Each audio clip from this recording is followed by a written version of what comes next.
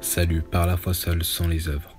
Tite, chapitre 3 du verset 4 à 7 nous dit « Mais après que la gentillesse et l'amour de Dieu notre Sauveur envers l'homme sont apparus, il nous sauva non par les œuvres de droiture que nous avons faites, mais selon sa miséricorde, par le lavage de la régénération et le renouvellement de l'Esprit Saint, qu'il a versé abondamment sur nous par Jésus-Christ, notre Sauveur, afin qu'étant justifiés par sa grâce, nous soyons faits héritiers selon l'espérance de la vie éternelle. » Il est bien dit que Dieu nous sauva non par les œuvres de droiture que nous avons faites, mais selon sa miséricorde par le lavage de la régénération et le renouvellement de l'Esprit Saint, et que donc c'est par Jésus-Christ, notre Sauveur.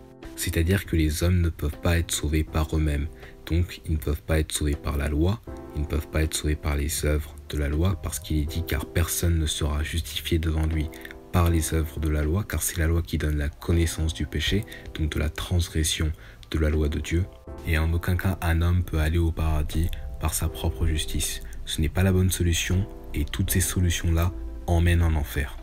L'homme doit d'abord reconnaître son état de pécheur afin d'être justifié par grâce, parce que c'est dans l'humilité qu'une personne est sauvée.